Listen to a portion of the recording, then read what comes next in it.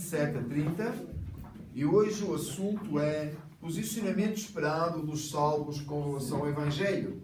O texto não é longo, mas é profundo. Amém? Então que o Senhor nos conceda a sua sabedoria e a sua graça.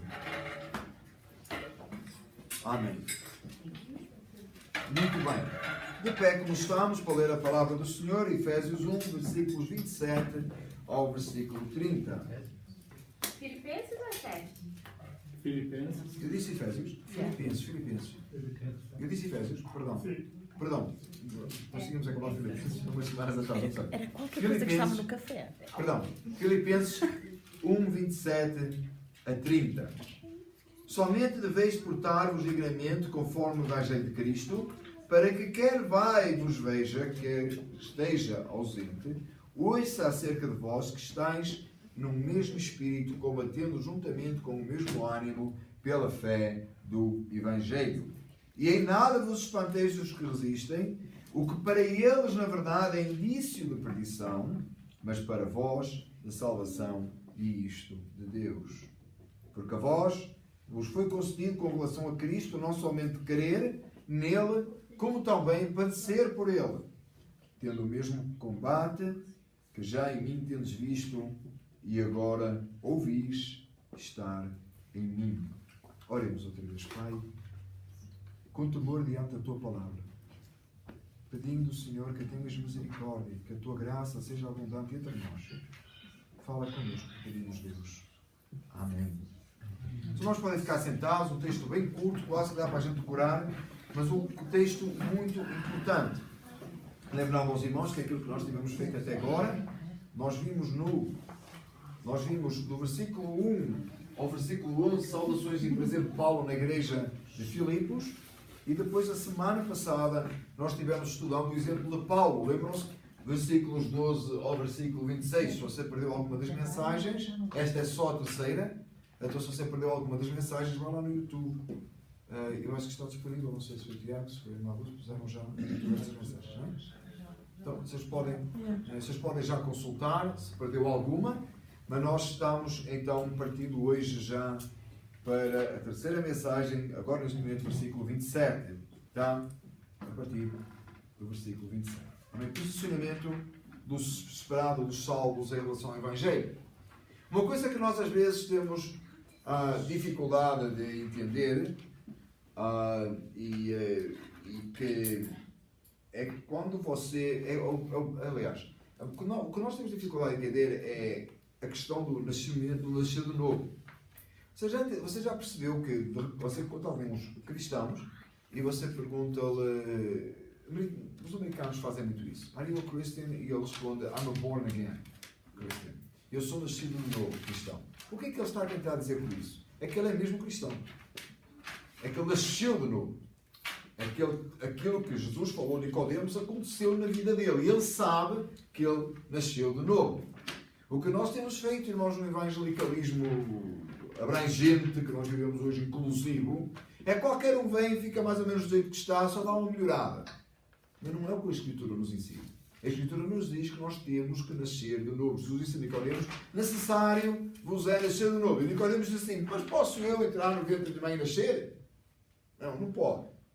E depois surge aquela questão, que é onde nós gostamos tanto, amamos, a ideia de que o bebê não fez nada para nascer e assim o salvo, ele não pode fazer nada para nascer, Deus é que opera a salvação e ele nasceu. Amém? Nós amamos essa ideia e nos regozijamos nela e nela nos leitamos na soberania de Deus para a salvação. Amém? É para mim um prazer, um conforto e uma alegria saber que Deus me fez nascer de novo. E porque Ele me fez nascer de novo e Ele é todo poderoso e Ele me fará permanecer até ao fim. Amém? Me dá confiança e alegria saber que não depende das minhas obras. Contudo, nós, que somos pais, que estamos nesta sala, que é a maioria, só as crianças é que não, mas alguns deles já viram siblings nascer, ou crianças na igreja, bebés. A última criança da nossa igreja foi a Lili. E lembram quando a Lili veio, né? Alguns irmãos lembram, outros vieram depois. A Lili era muito pequeninha e ela não fez nada para nascer, ela nasceu. Certo? Ela não fez nada para nascer, mas ela nasceu. Não fez nada para ser gerada, tampouco. É esse sentido, irmãos, está lá em João, quando Jesus fala com Nicodemos, que é o contexto de João 3,16. Ele não fez nada para nascer, ele gerou, não é? Aquele que é nascido do Espírito, não é? O Espírito, diz a Escritura. Nós estamos muito sérios a olhar para mim, estou a falar alguma coisa confusa, não? Estamos concentrados. Que bom, amém. Maravilha. É isso mesmo. Então ele nasceu, né? Nasceu de novo. Eu percebi que pelo menos o irmão Júlio está em cima, né? Porque mal eu falei e ele respondeu, né? Está ótimo. Irmãos, então nasceu de novo. Então quando nós entendemos que a Lili, ela nasceu, ela não fez nada para ser concebida, ela nasceu. Depois, ela começou a ser ensinada a fazer um montão de coisas que ela faz hoje. E continua a ser ensinada. Right? Hoje a Isabel teve a ler uns livros com ela, não foi? Para ela, ajudar ela a ler. Ela não nasceu ensinada, ela nasceu, mas ela precisa ser ensinada. E nós continuamos a aprender, não é, irmãos? A gente aprende até morrer. É um versículo, não é, irmãos? Em 2 São Jericó, está lá, não é? A gente fala às vezes umas coisadas, pensa que é Bíblia, não é? Não, a gente aprende até morrer, não tem nada a ver, irmãos, com Bíblia. Mas é uma verdade. Não é? Até Paulo, lá na masmorra, pediu traços de pergaminhos, ainda queria aprender mais. E dali ele sabia que ia morrer. Então é bom nós morre sem saber tudo, né? E a gente morre sem saber tudo, naturalmente. Então precisamos aprender. Mas há coisas que claramente você olha para a Lili hoje, você que assistiu a vida da Lili, os seus filhos, e você viu o crescimento e claramente ela aprendeu a comer pela mão dela. Né? Ela aprendeu a ser muito malandra. Malandro no Brasil não tem outro sentido. Traquinas, mas traquina no Brasil não significa nada, né? Ela aprendeu a fazer travessuras. Travessuras funcionam no Brasil. Travessuras. Ela aprendeu a fazer até coisa errada, né? Embora nós sabemos bem de uma natureza pecaminosa, mas ela aprendeu. Ela aprendeu a desenvolver-se. Não era normal que a Lili continuasse no berço com a... Em Portugal chama biberon, no Brasil chama mamadeira. E ela ficasse ainda nesse estado. Seria normal? Não. Era muito anormal que ela ainda usasse fralda, né? Seria muito anormal. Está certo?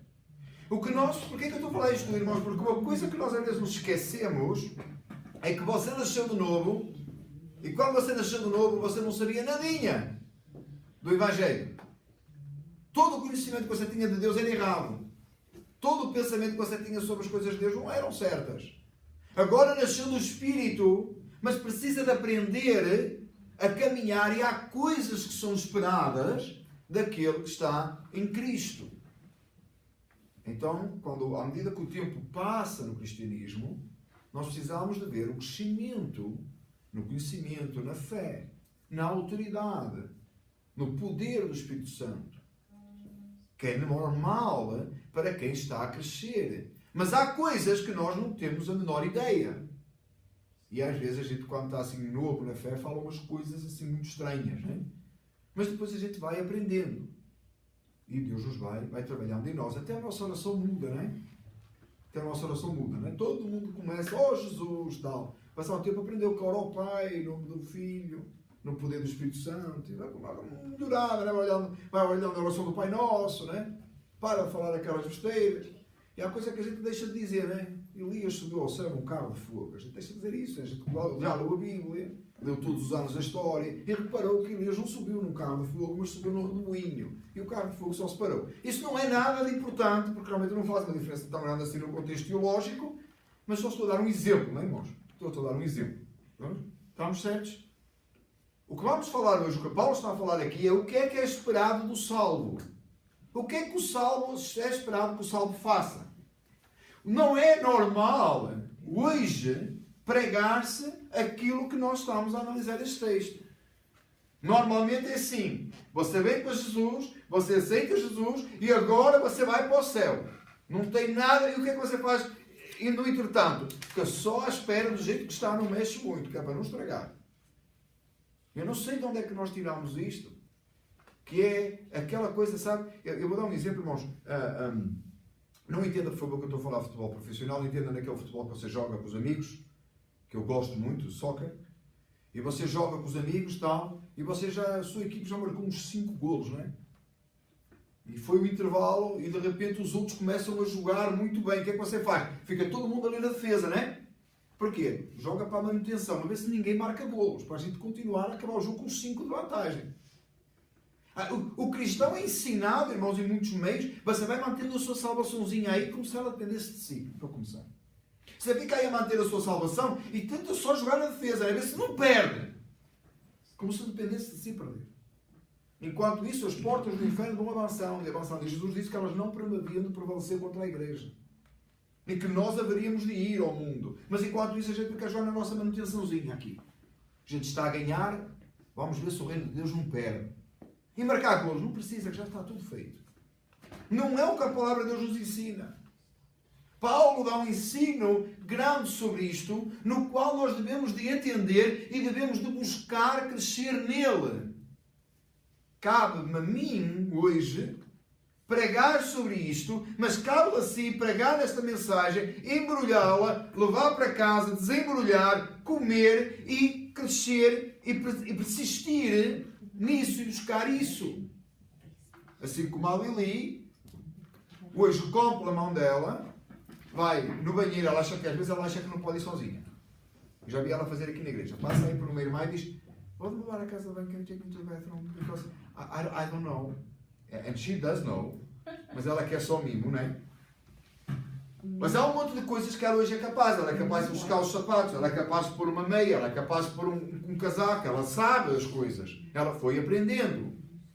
Há uma diferença. Irmão, se você veio a Cristo há 10 anos atrás e hoje você continua o mesmo jeito, você está raquítico, gente. Você precisa urgente de que o Deus Todo-Poderoso opere na sua vida e faça qualquer coisa. Porque você está com raquítico. Em muitos meios cristãos você encontra gente completamente raquítica, nunca saiu dali, faz a mesma coisinha do mesmo jeito, nunca, só está a ver se não perde a salvação. É por isso, irmãos, que é tão importante nós entendermos que a salvação depende de Deus. Para que naquele meio, eu fui salvo e agora eu vou morar com Cristo, mas neste meio eu vou fazer de tudo para ser o cristão que Deus quer que eu seja, um povo seu especial, zeloso de boas obras, que glorifica o nome dele e vive intensamente o reino, sem pestanejar, sem perder tempo, sem desviar para o lado. Para quê? Para perder a salvação, porque tem medo de perder a salvação? Não! Porque quer glorificar a Deus, porque nós fomos salvos para a glória de Deus. Deus salvou num determinado momento, para que desse momento para a frente você vivesse para a glória dele. Porque senão Deus tinha-te salvo e tinha-te levado para o céu, não é? Aí o Calvino ficava feliz. Jesus salvou e matou, levou com ele. Ele disse: eu não disse que era uma vez salvo para sempre. Está aí, ó. Morreu logo, nunca mais se perdeu. Deus fez isso? Não. Aliás, nós temos um caso na Bíblia de alguém que perto da morte foi salvo. Mas ainda aí Deus foi glorificado. Você já percebeu isso? Que é o malfeitor lá na cruz? Salomão foi salvo? Quem? Salomão. Salomão. Perdão. Salomão.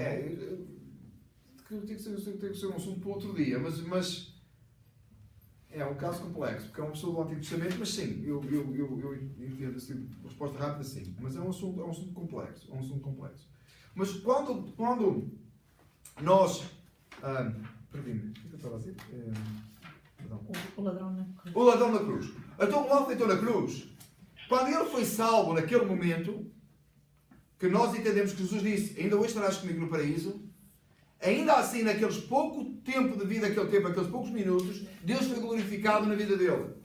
Em que ele até repreendia o outro, dizendo: não vês tu que estamos na mesma condenação? Não vês que este nenhum mal fez? Deus tem que ser glorificado. Ele salva almas para a glória do seu nome. Isso é essencial. Quando você olha para a vida de alguém, você quer saber se a pessoa é salva ou não, veja se Deus é glorificado na vida dela. Quando você tiver dúvidas sobre a sua salvação, veja se Deus é glorificado na sua vida. Porque Ele salva pecadores para a glória do seu nome. Então, se Ele salva pecadores para a glória do seu nome, se espera que esses pecadores, salvos agora, vivam para Ele, alguma coisa prática tem que acontecer na vida deles. É aquilo que Deus espera de nós e que nós devemos de buscar, alcançar, trabalhar, insistir, perseverar para que Deus seja glorificado em nós. E vejamos então quais são esses pontos. Aqui alguns. portar dignamente. Versículo 27. Somente deveis portar-vos dignamente conforme o Evangelho de Cristo, para que quer vá e vos veja, quer esteja ausente, ouça acerca de vós, que estáis que estáis no mesmo espírito, combatendo juntamente com o mesmo ânimo pela fé do Evangelho. É esperado do salvo que ele se porte dignamente, que a sua vida seja imaculada. Que você se porte dignamente diante daqueles que o veem ou que ouvem falar de si. Sabe aquela história de o que interessa é o que Deus vê. Interessa eu e Deus. Isso está errado, irmãos. Está errado. É claro que é fundamental que os seus olhos estejam em Cristo. É claro que o seu relacionamento com Cristo é você e Ele que sabem. Mas isso tem que ser visível. Como é que você me diz que o Espírito Santo habita em si e o seu vizinho não sabe? O seu colega de trabalho não vê? O seu cônjuge não entende? Tem que haver uma manifestação da glória de Deus, porque Deus não está escondido, não está na sua algibeira escondido, e você põe-lo só quando vem para a igreja. Deus não está na Bíblia que você tira da gaveta e vem para a igreja no dia de culto. Deus habita em si. E tem que portar dignamente que até aqueles que o rejeitam pela causa do Evangelho, eles têm que dizer que Cristo está verdadeiramente entre nós. Até esses loucos que dizem que Deus não existe, eles têm que ver em nós que há uma diferença, porque nos portamos dignamente, de forma que aqueles que veem e ouvem, eles notam, sabem que há algo sobrenatural em nós. Que há uma glória excelente, que as palavras são diferentes, o comportamento é diferente, eles não têm que concordar. Há uma diferença muito grande entre você ser agradável ao mundo ou você ser agradável a Deus. Quando você é agradável a Deus, o mundo reconhece, ele rejeita, pode rejeitar, mas reconhece aquele que é salvo, ele dá glória a Deus pela sua vida. Isso é evidente nas Escrituras, isso era evidente na igreja do primeiro século. Não houve igreja que não fosse tão evidente como a do primeiro século, em que os crentes eram lançados nas arenas para serem comidos pelos leões e a glória de Deus era manifesta de tal maneira que eles queriam acabar com os cristãos e não dava jeito. E Tertuliano dizia que o sangue dos cristãos nas arenas era como semente, parece que nascia mais. Quantos mais cristãos matavam, mais cristãos havia. Não tinha jeito. E 2000 anos, irmãos, de cristianismo continua a ser assim. Durante muito tempo se tentou acabar. A Inquisição não conseguiu acabar com o Evangelho na Europa. Aliás, foi daí que a reforma veio para a Nova para os Estados Unidos. Na altura, Nova Inglaterra. Amados, quando o poder do Evangelho, quando o salvo é cheio do poder de Deus, isso tem que ser visível, tem que ser notório. É diferente. Tem algo extraordinário na vida dele. Não dá para esconder. Não se pode esconder a cidade edificada sobre o monte. Quanto mais um homem cheio do Espírito Santo, uma mulher cheia do poder de Deus. Ela não tem que andar para aí a falar coisadas, mas ela tem uma vida, especialmente uma vida digna. Aporta-se corretamente no que é certo. As palavras são as palavras corretas, a palavra de Deus. O seu comportamento é como se Cristo vivesse em nós. Aliás, Ele vive em nós. É como se Cristo estivesse caminhando no lugar que nós estamos caminhando. Às vezes a gente não tem noção disso. Porquê, irmãos? Porque não se dá valor à vida cristã. Dá-se valor ao posicionamento de salvação. Mas aquele que é salvo vive a vida cristã. A nossa diferença hoje, irmãos, com a diferença daquilo que os reformadores viveram, é o que se viveu após a reforma, a grande diferença está, ou que os puritanos viveram, a grande diferença está no posicionamento, nos frutos da salvação. Aquilo que João Batista pregava. Produzir frutos dignos de arrependimento. Ora, se você não produz frutos de salvação, não foi salvo, nunca foi salvo. E eles eram muito mais intransigentes que nós. A gente hoje fica aí a balançar e tal. É, o que importa, mas você crê, então você crê. Irmão, se você crê, você faz alguma coisa. Ontem eu ouvi que nevava, não criei coisa nenhuma. Nem a pada, nem a peguei. E tive razão. Está certo. Por acaso tive razão. E outros de vocês, se calhar, creram é tão e prepararam. Triste, é tão triste. Foi que nisto não ter levado muito, mas foi, é essa forma, é o que nós queremos. Ele vai se produzir no que nós vivemos. Fundamentalmente, se você tem Cristo em si, você porta-se dignamente. E esse é o primeiro ponto, versículo 27. Em todo o tempo, na presença de Paulo, de forma que ele veja, assim como na ausência, de forma que ele ouça, em um mesmo espírito, combatendo com o mesmo ânimo pela fé do Evangelho. Combatendo pela fé do Evangelho. Mas sobre isso ainda vamos falar num outro ponto aí mais à frente. Versículo 28 diz assim: e em nada vos espanteis dos que resistem, o que para eles na verdade é início de perdição, mas para vós salvação e isto de Deus. Não fosse o versículo antes já nos falar que temos que andar dignamente num mundo que não anda dignamente, já iria rejeitar, Paulo insiste e diz: não vos espantem com aqueles que resistem. Você vai falar do Evangelho e a gente que vai rejeitar. Aliás, se você não for rejeitado, você está a pregar qualquer coisa, mas não é o Evangelho. Você sempre pregou o Evangelho e sempre as pessoas aceitaram, você não está a pregar o Evangelho. Você está a pregar uma coisada qualquer que você inventou, uma coisa da sua cabeça, com Deus feito à sua imagem, que possivelmente é você próprio. Porque quando você prega o Deus verdadeiro e a verdade do Evangelho, quando você fala de condenação, tem muitos mais os que se ofendem do que aqueles que se recebem. Porque a palavra de Deus diz que poucos são os que se salvam. E muitos são os que perecem. O caminho é largo e muitos são os que entram por ele. E o caminho estreito, poucos encontrarão. Então, amados, quando você fala o Evangelho, existe já uma grande possibilidade da pessoa a quem você vai falar vai rejeitar. Então você diz assim: então é melhor não falar. Então porquê que você fala? Você fala o Evangelho para quê? Então se você já sabe que uma grande porcentagem, uma maioria vai rejeitar. E Deus vai salvar quem Ele quiser, anyway. Right? Aquele que Deus determinou que irá ser salvo, vai ser salvo. Com ou sem a sua ajuda. Certo? Então nem você prega o Evangelho. Right?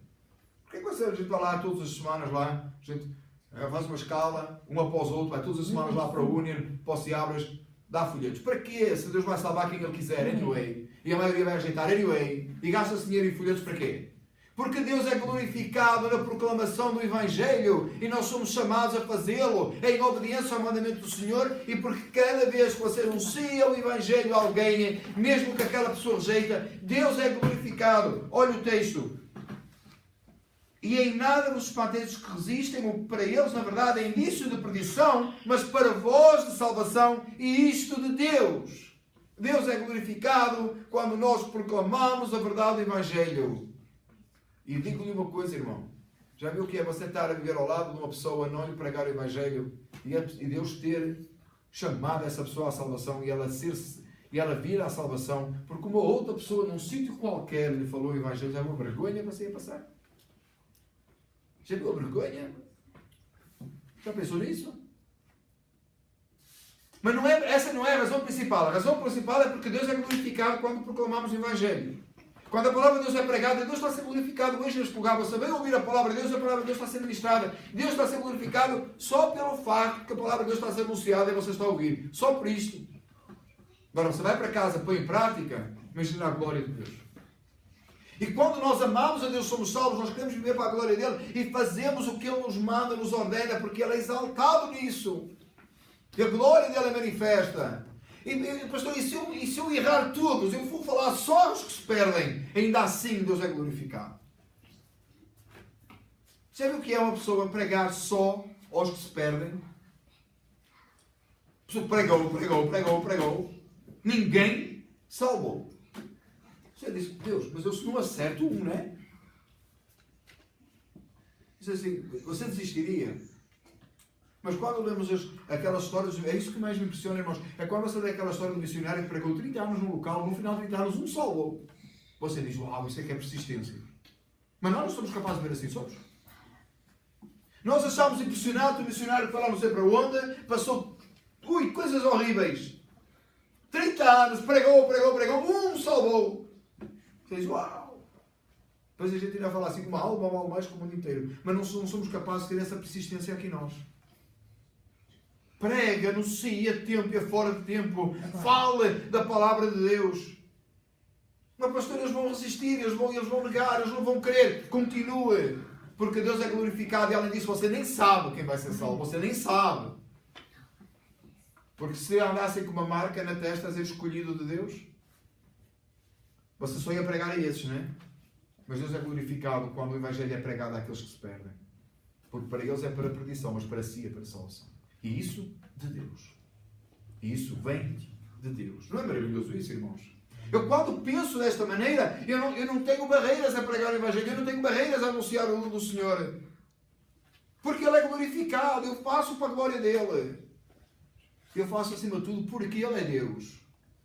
Também eu faço a pessoas que eu amo e que quero ver no Evangelho, a pessoas que eu amo e que desejo grandemente a salvação delas, e devemos ter esse amor, esse desejo. Às vezes temos por a nossa cultura, ou o nosso povo, ou temos por a nossa família, ou temos por um parente, ou por um amigo, ou por um vizinho.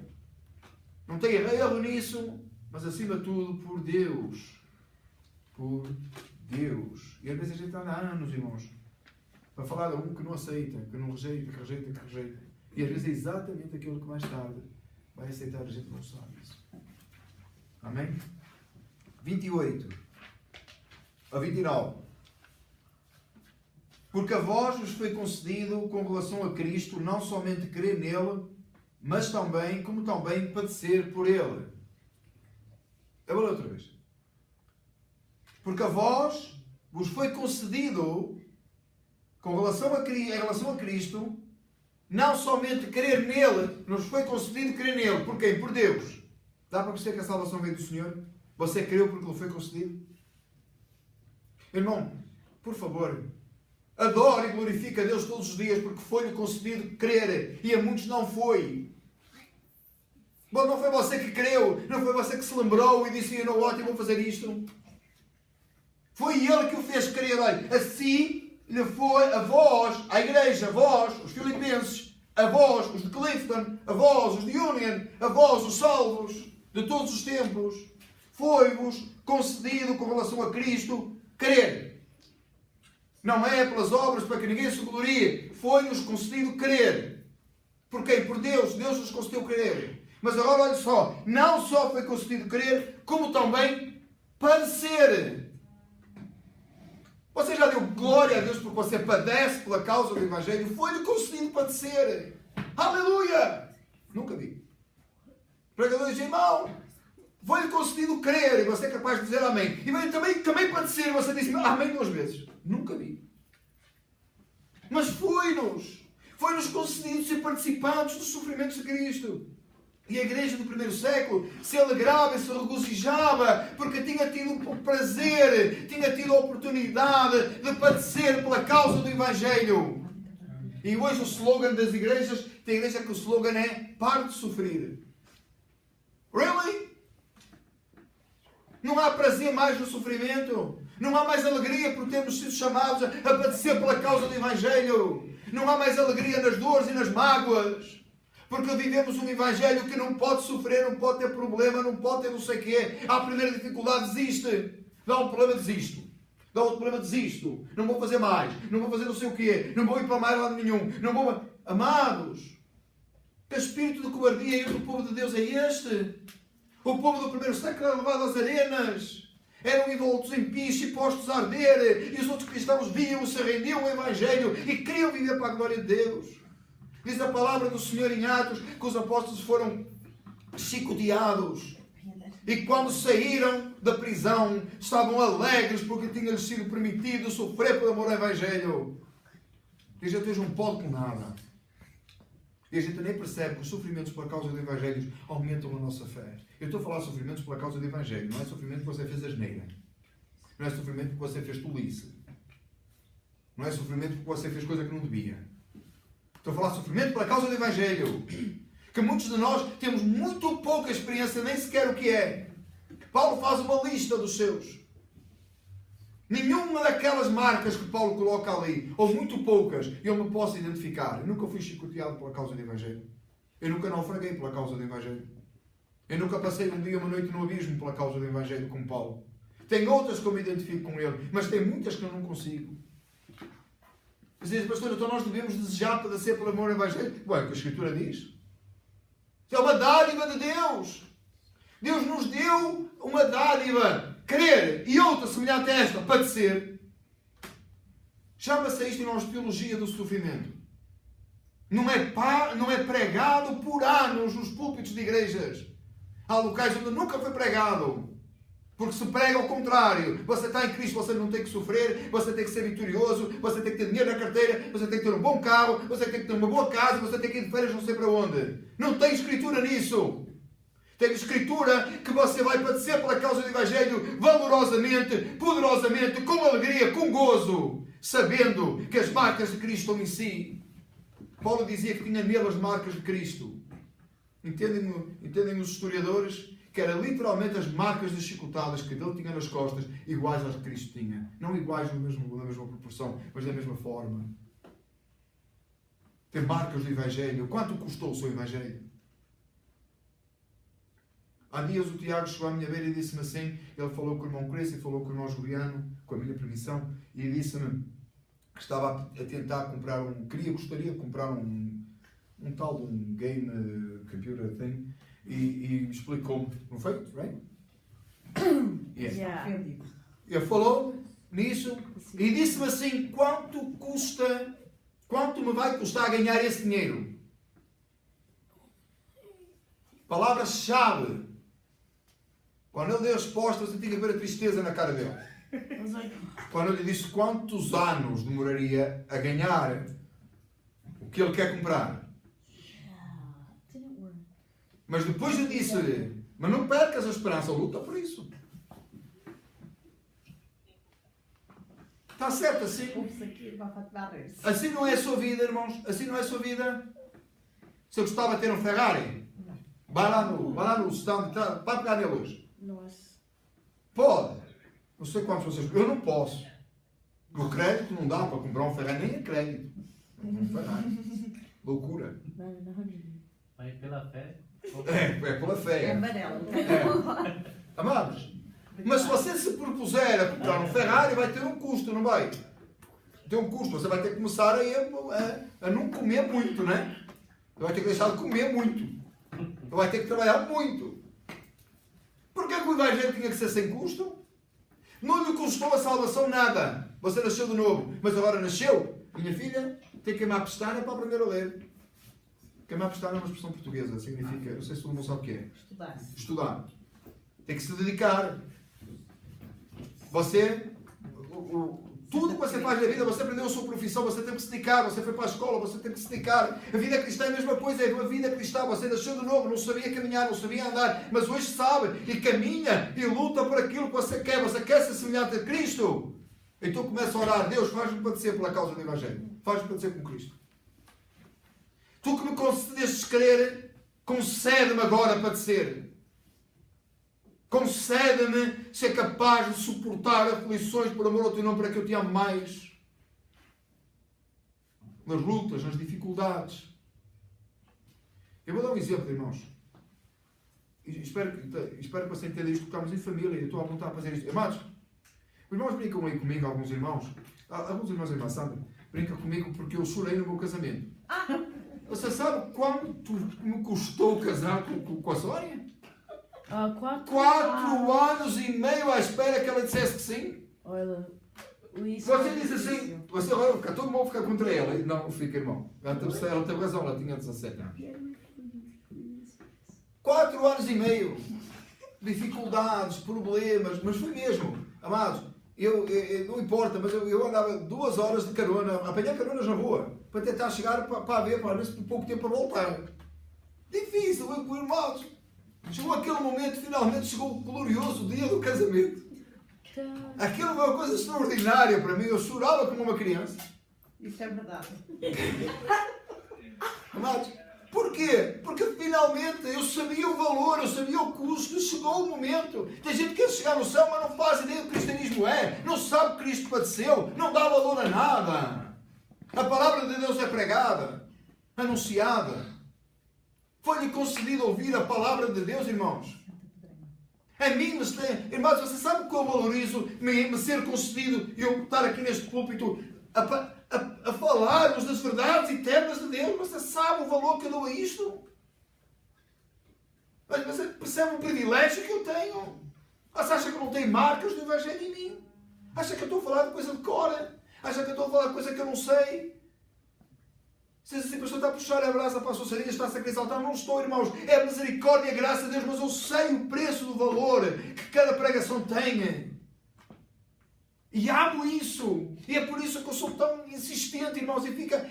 O pastor é duro, está sempre chato, e não sei o quê. Amados, há um amor intenso. Porque tem custo, irmãos. E tem custo grande às vezes. E tem custo precioso aos olhos do Senhor. Eu não tenho a minha vida como preciosa. Mas tenho o Evangelho como o tesouro guardado em vasos de barro. O qual nada irá mudar. Nós precisamos de fazer assim, irmãos. Perceber que é uma dádiva junto com o crer.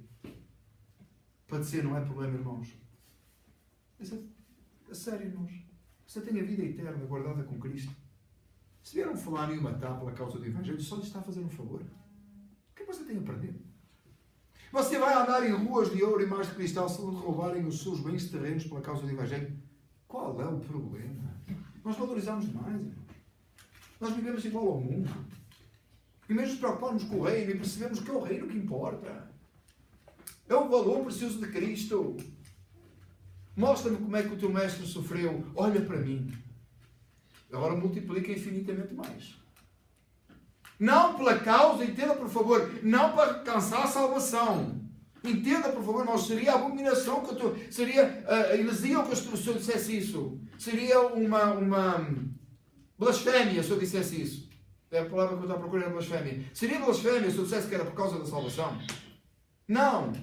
Ou para ganhar a salvação. Mas porque é salvo. E agora ama o Evangelho e quer viver para a glória do Senhor. Versículo 29. Versículo 30. Tendo o mesmo combate que já em mim tendes visto e agora ouvis estar em mim. Eu peço que você olhe rapidamente para o final do versículo 27, que eu passei por alto do propósito.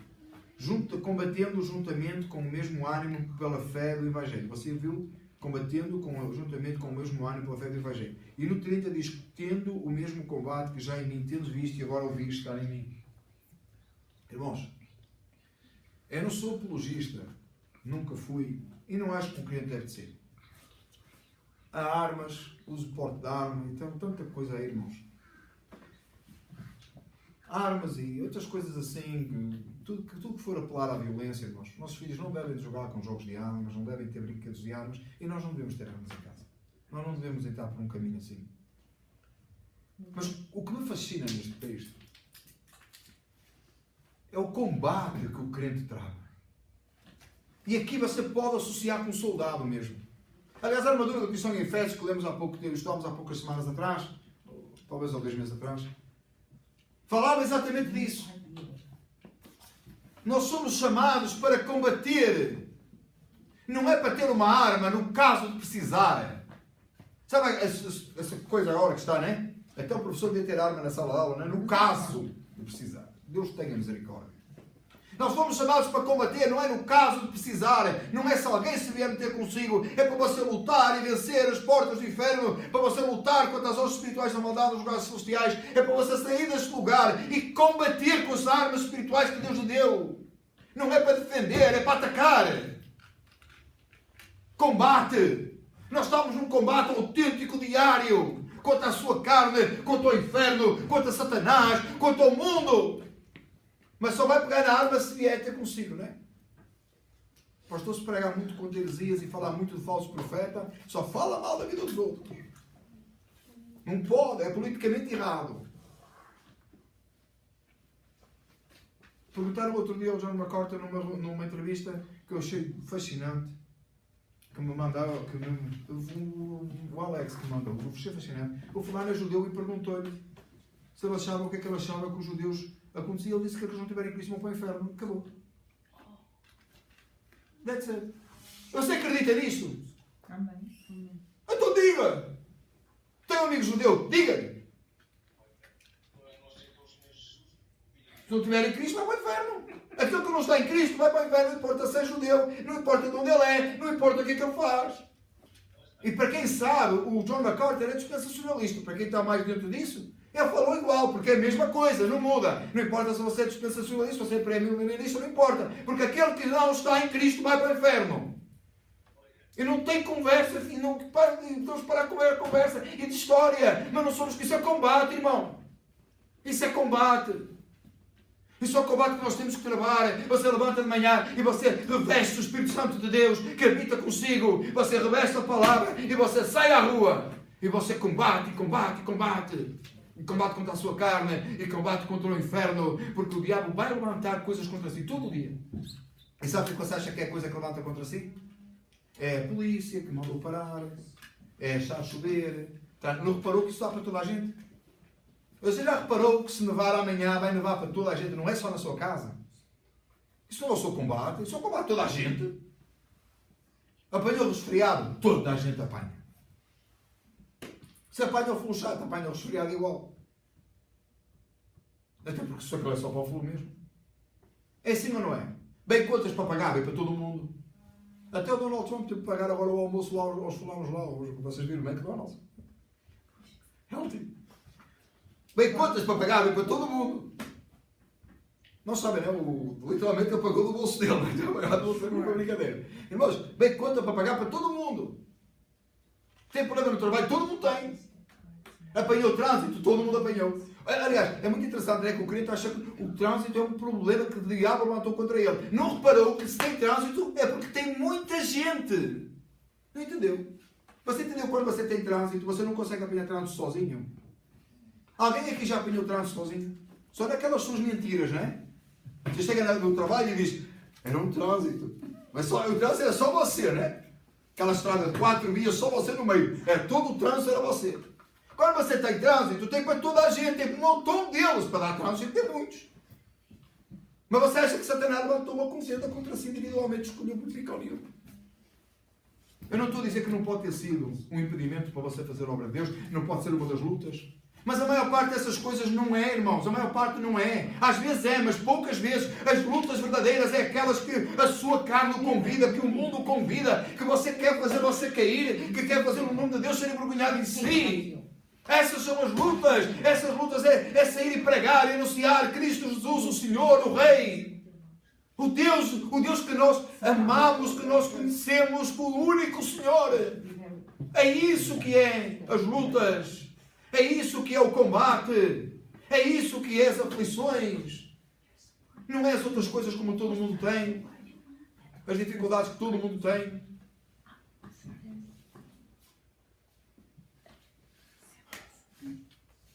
Precisamos combater, irmãos. Fomos chamados a combater. Fomos chamados a anunciar o Evangelho. Fomos chamados, e Paulo diz, tendo o mesmo combate que já vistes ter em mim. Eles viram e agora eles ouvem estar nele. Que combate que combate você teve hoje? Estamos a falar de uma conduta esperada de um salvo. Eu comecei por dizer que quando você nasce de novo, você não fez nada para nascer, mas depois você tem que aprender. O que é que você está a aprender hoje? Onde é que você está em Cristo hoje? Você estagnou há 10 anos atrás? Você está a perder anos da sua vida? Você já pensou se a minha filha tivesse ainda hoje de fralda, vocês assim, ela perdeu 5 anos.